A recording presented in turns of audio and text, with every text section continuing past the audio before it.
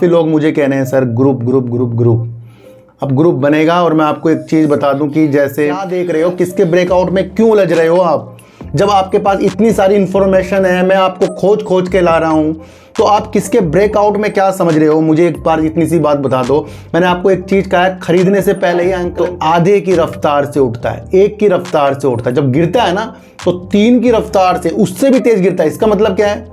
इसका मतलब आसानी से आप बाजार से पैसा निकाल नहीं सकते। देखेंगे कि जो बीते दिनों 3 महीने के अंदर हमारे छोटे मोटे शेयरों के अंदर जो हमारे एनालाइज गई है उसका रिव्यू करेंगे और उसी एनालाइज के अंदर बेस शेयर का भागना, सारी रणनीति मैंने आपको बताई है।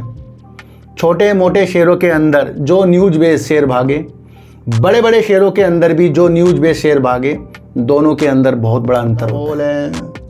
विजय केडिया साहब आज याद आ रहे होंगे, मोतीलाल ओसवाल जी के, रामदेव जी अग्रवाल जी आज याद आ रहे होंगे। एनर्जी की और बात करेंगे एक ऐसी कंपनी की, अगर ये काम होता है तो ये दुनिया की 10वीं सबसे बड़ी।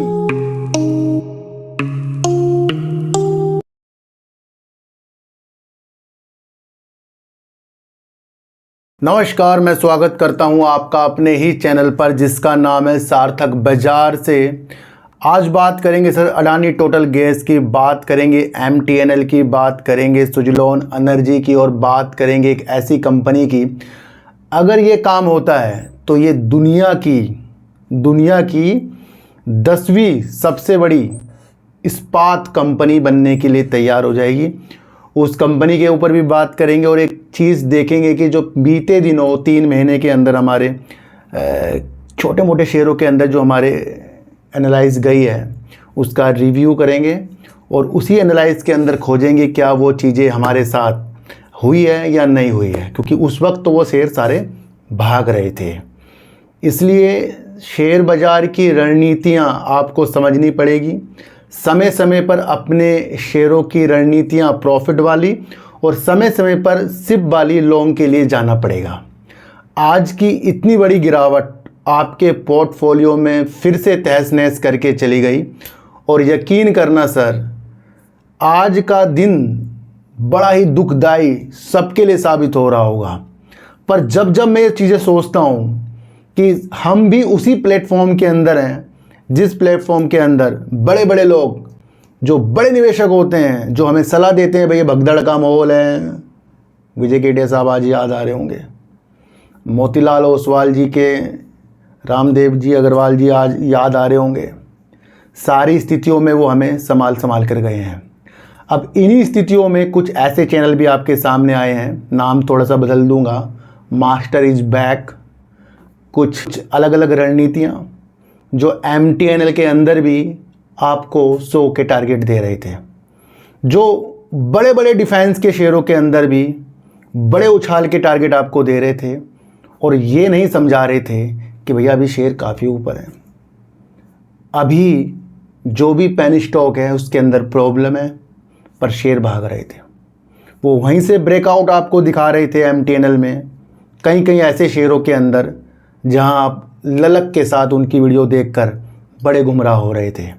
पर मुझे यकीन है कि जिन लोगों ने भी मेरा हाथ पकड़ा और वो मेरे साथ हैं, हम सब मिलकर एक स्वच्छ तरीके से आगे बढ़ने की रणनीतियों के साथ हमने बहुत अच्छा वर्क जो है शेयर बाज़ार के अंदर किया। न्यूज बेस शेयर का भागना, सारी रणनीति मैंने आपको बताई है। छोटे मोटे शेयरों के अंदर जो न्यूज बेस शेयर भागे, बड़े बड़े शेयरों के अंदर भी जो न्यूज बेस शेयर भागे, दोनों के अंदर बहुत बड़ा अंतर होता है।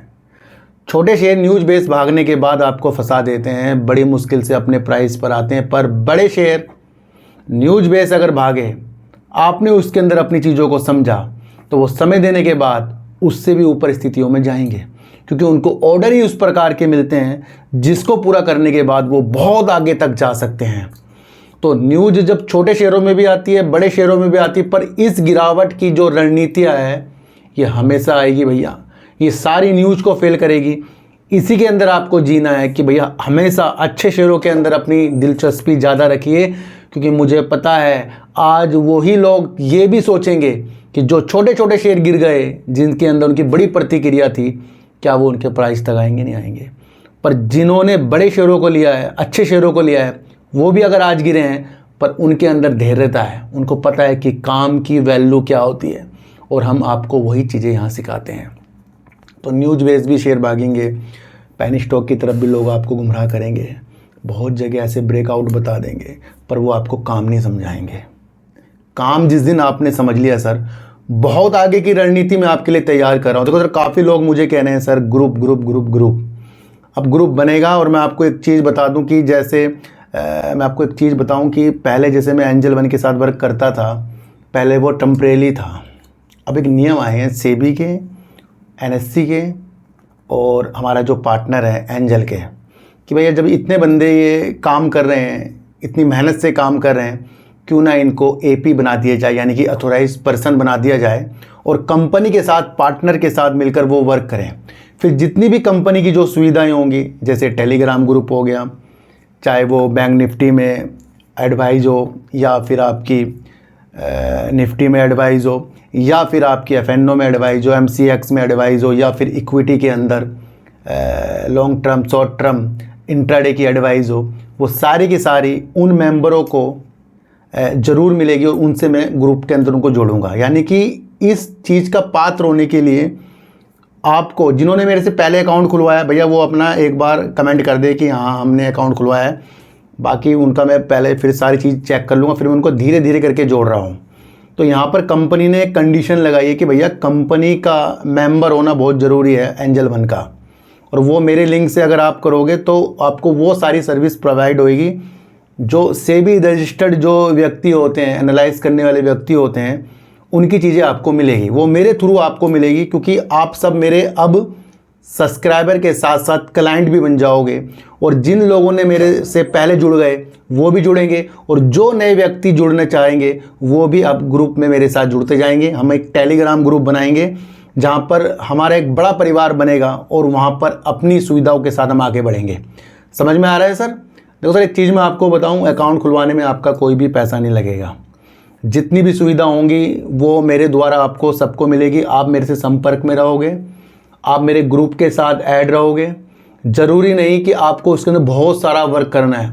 आपको अकाउंट खुलवाना है, चाहे आप अपने बच्चे के नाम खुलवाओ, अपनी वाइफ के नाम खुलवाओ, या आप अपने नाम खुलवाओ।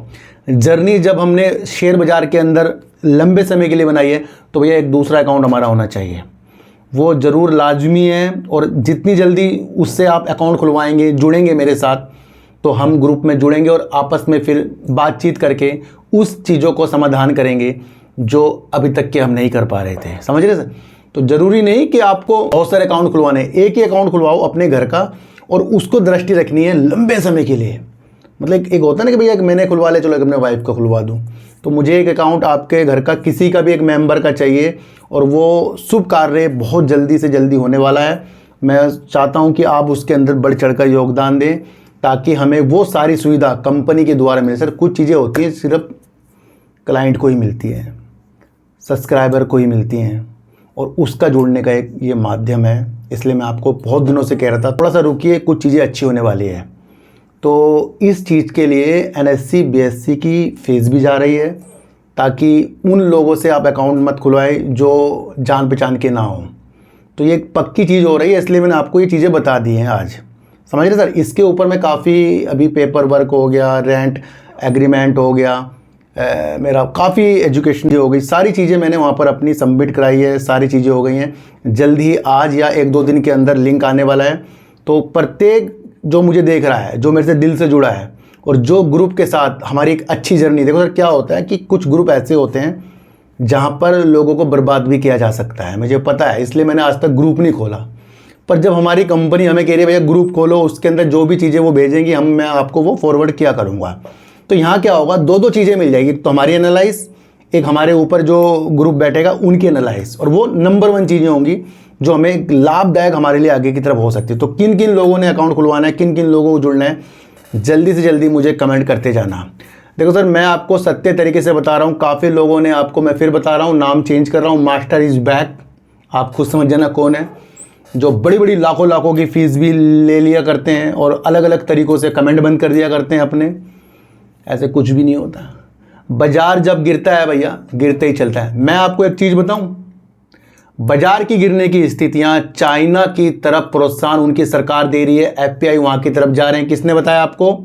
मैंने आपको ये प्रत्येक चीज़ों के अनुसार हर एक वीडियो के अंदर ये 3-4 दिन से बता रहा हूँ। दूसरा, सेबी के रूल जो एफएनओ में चेंज होने की दिशा है उससे भी बाजार सहमा हुआ है। तीसरा आपको समझना है, इजराइल ईरान की युद्ध की स्थितियां, उससे भी बाजार सहमा हुआ है। चौथा, अब एक चीज़ मैं आपको और बता दूं, चुनाव के नतीजे कब आ रहे हैं? कल आ रहे हैं। और एग्जिट पोल में हरियाणा में किसकी सरकार बनते हुए देखने को मिली है? मेरे पास एक प्यारे सब्सक्राइबर का फ़ोन आया, सर ये बाजार क्यों गिर रहा है? देखो सर, सारी चीज़ें हमें पता थी, पर कल की चीज़ें भी आपको पता लगनी चाहिए। और ये देखने की स्थितियाँ वहाँ पर किसी और पार्टी को बढ़त हासिल की जा रही है, तो कुछ चीज़ें इफेक्ट डाल रही हैं चुनाव वाली भी। अब कल को कुछ भी हो जाए, ज़रूरी है कि आज इतनी ज़्यादा गिरी है कल को और नहीं गिरेगी या फिर बढ़िया नहीं होगी, सब कुछ हो सकता है। आपको रणनीति समझकर चलनी पड़ेगी। और सबसे महत्वपूर्ण चीज़, विजय केडिया साहब, भगदड़ का माहौल है। ये सारी रणनीति मैंने आपको समझा कर चली है, पर इसी दौरान काफ़ी लोगों ने आपको, आप तो मुझे देख ही रहो, आप तो गुमराह हो नहीं सकते, काफ़ी लोगों ने कई लोगों को गुमराह कर दिया है। तो अच्छे शेयर अगर आपके पास है ना भाई साहब, वो डिविडेंड देने के माध्यम से आपके पास हैं, अपने को जल्दी कवर करेंगे, अच्छी रणनीतियों के साथ वो आगे बढ़ेंगे, इतना सर मुझे पूरा यकीन है। मुझे पता है कि जो भी शेयर की हम एनालाइज करते हैं वो बिल्कुल अलग तरीके की करते हैं, जिस तरीके से कल मैंने आपके लिए एनालाइज की थी एनटीपीसी ग्रीन एनर्जी के ऊपर। किस किस को वो चीज़ें समझ में आई, एक बार मुझे बता देना। तो भैया, बाजार जब तेज़ी के साथ होता है लोग उसकी तरफ हो जाते हैं, बाजार जब गिरावट के साथ होता है तो सब उसकी तरफ वीडियो बनाने शुरू कर देते हैं। पर मैंने दोनों स्थितियों में आपको समझाया है, आप अपने लंबे समय के विषय के साथ आगे बढ़िए, कामयाब आप होके रहेंगे। एक चीज़ मैं आपको बता दूं, बाजार आसानी से आपको पैसा कमाने का मौका नहीं देता। जब बाजार उठता है तो बाजार सिर्फ 0.5%, 1% उठता है, और जब बाजार गिरता है तो कम से कम 50% की रफ्तार से गिरता है, 3 गुने रफ्तार से गिरता है। पर जब बाजार उठने में आता है तो आधे की रफ्तार से उठता है, 1 की रफ्तार से उठता है। जब गिरता है ना तो 3 की रफ्तार से, उससे भी तेज गिरता है। इसका मतलब क्या है? इसका मतलब आसानी से आप बाजार से पैसा निकाल नहीं सकते। जब गिरता है एकदम गिर जाता है, जब वो कवर होता है जल्दी से कवर नहीं होता है। आज आप उसका उदाहरण देख लो, कितनी तेजी के साथ बाजार गिरा, और अगर कल तेजी आई, इतनी तेजी कवर नहीं करेगा वो आपकी, ये ध्यान रख लेना मेरी बात। तो यहाँ पर जब आपको प्रॉफिट आता हो तब आपको अपनी प्रॉफिट की चीज़ें देखनी पड़ती है, ये समझकर चलना। देखो MTNL में अब हम रिव्यू कर रहे हैं। MTNL में मैंने आपको समझाया कि इसके बाजार की हिस्सेदारी जो ये वर्क कर रहा है उसके अंदर बिल्कुल ना के बराबर है। कंपनी काफ़ी ज़्यादा लॉस करती जा रही है, कंपनी के ऊपर काफ़ी बैंकों का कर्जा है, और कंपनी का जो भी बॉन्ड का ब्याज देना है उसके लिए सरकार दूसरी बार तैयार हो रही है। तो ये सारी चीज़ें निगेटिव थी कि NBCC के साथ इसने एक पार्टनरशिप की, और उसके अंदर भी मैंने आपको चीज़ें बता दी थी, ये टेलीकॉम से संबंधित चीज़ें नहीं है। वहाँ पर भी मैंने आपको जताया, पर कई लोगों ने आपको वहाँ से ब्रेकआउट करने की चीज़ें बताई। कहाँ पर आ गया है शेयर? दूसरा, एक बहुत बैड न्यूज़ निकल कर आ रही है, करोड़ों रुपए का जो कर्जा था SBI का, किसके ऊपर था? MTNL के ऊपर था। उन सारे कर्जे को NPA घोषित कर दिया है SBI ने, ये भी मुसीबत टूट गई है। दूसरा, चेतावनी दे दिया है, अगर भैया समय पर पैसा नहीं देगा, भुगतान नहीं करेगा तो उसके साथ साथ ब्याज भी लगेगा, और कानूनी कार्रवाई करने की चेतावनी भी SBI ने दी है। आशंका ये जताई जा रही है, और बैंकों ने भी जितने लोन दिया है वो भी आगे जाकर ऐसा कर सकते हैं। तो धीरे धीरे इसका जो भी कर्जा है वो NPA में जाएगा, और वो एक बड़ी प्रॉब्लम होती है किसी भी कंपनी के लिए। घोषित कर दिया SBI ने, दूसरा चेतावनी दे दी है। टोटल अगर कंपनी के ऊपर कर्जा देखा जाए MTNL के ऊपर तो कितना, 31,944 करोड़ रुपए का कर्जा है। तो भैया आप क्या देख रहे हो, किसके ब्रेकआउट में क्यों उलझ रहे हो आप? जब आपके पास इतनी सारी इंफॉर्मेशन है, मैं आपको खोज के ला रहा हूं, तो आप किसके ब्रेकआउट में क्या समझ रहे हो? मुझे एक बार इतनी सी बात बता दो। मैंने आपको एक चीज़ कहा है, खरीदने से पहले ही आंकलन कर लो। एक व्यक्ति होता है कि अच्छे शेयरों को खरीद कर बैठ गया, एक व्यक्ति होता है बेकार शेयरों को खरीद कर बैठ गया और उससे पता है शेयर बेकार है। तो जब गिरावट आएगी तो कौन सा व्यक्ति ज़्यादा टेंशन में होगा? वो होगा जिसने अपने को जानबूझकर गड्ढे में घुसोया है। अच्छे शेयर वाले ने तो अच्छे शेयर की मंशा से इन्वेस्टमेंट किया है और वो कवर कर जाएगा गिरावट में, पर जिसके अंदर पहले गड्ढे हों वो और गड्ढे में जाएगा। और सबसे चीज़ ये समझनी है कि उसने जानबूझकर अपने पैरों को गड्ढे में डाल दिया है। तो जो सोच समझकर गड्ढे में गिर रहा है, तो भैया मेरे से ये चीज़ें समझ लो, उससे उसको बाजार कभी नहीं समझ में आएगा। तो ये मैंने आपको MTL के पहले बारे में बता दिया था। अब बात करते हैं, रिव्यू कर रहे हैं अब थोड़ा सा आइडिया का रिव्यू करते हैं भैया। 11 से नीचे आ गया, FPO से नीचे आ गया, यही खरीदने का मौका है। थोड़ी तेज़ी भी आई, फिर शेयर ऊपर भागा, फिर मैंने आपके लिए वीडियो बनाई थी नहीं बनाई थी, क्या कहा था, जब तक के 5G नहीं आएगा।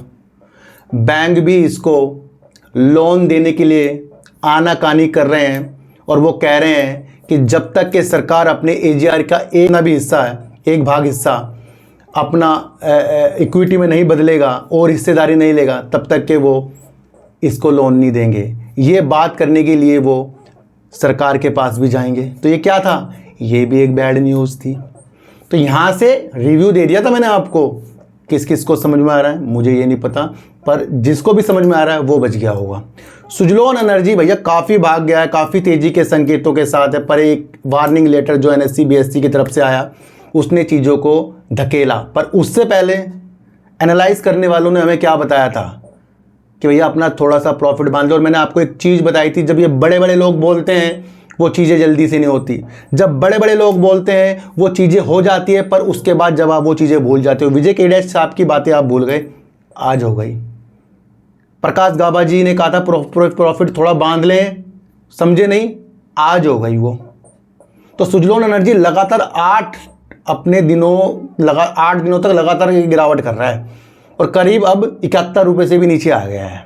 समझ रहे हो, जब शेयर गिरता है ना तब उसकी अहमियत समझ में आती है, और जब शेयर भागता है वो तो भैया इधर उधर व्यक्ति सबको दिख रहा है। सुजलोन एनर्जी को क्या कहा था मैंने, 2030 के लक्ष्य कहा था ना, सारी डिटेल वीडियो आपके लिए बना रखी है। यस बैंक ने अपनी कासा रेशो के अंदर वृद्धि कर दी है, जमा पूंजी के अंदर वृद्धि कर दी है। ये सबसे ज़्यादा इंपॉर्टेंट भाग होता है बैंकों के लिए, जिसका करंट अकाउंट और सेविंग अकाउंट ग्रोथ की तरफ हो। तो वहाँ से कंपनी ने अपने Q2 के अपडेट दिए हैं। और मैंने आपको कहा था कि कंपनी के अंदर जब ज़्यादा से ज़्यादा धनराशि बढ़ रही हो, कासा रेशे खुल रहे हों, लोग जमा करा रहे हों, यानी कि बैंक के ऊपर विश्वास है। पर इससे जुड़ते हुए कई बैंक जो इससे जुड़े हैं, जो इससे अलग भी हो सकते हैं, अलग हिस्सेदारी भी बन सकती है, वो भी रणनीति। तो क्या बन गया ये दूर का चीज़ों के साथ। तो Q2 इसका हमें देखना पड़ेगा, ये भी रिव्यू आपके साथ ही चल रहा है। PC ज्वेलर धीरे धीरे अपने को सही करेगा, किसने बताया था, ये धीरे धीरे अपने को सही करेगा। पर शेयर जो लगातार इतनी तेजी के साथ भाग रहा है, फंडामेंटल कंपनी का कमज़ोर है।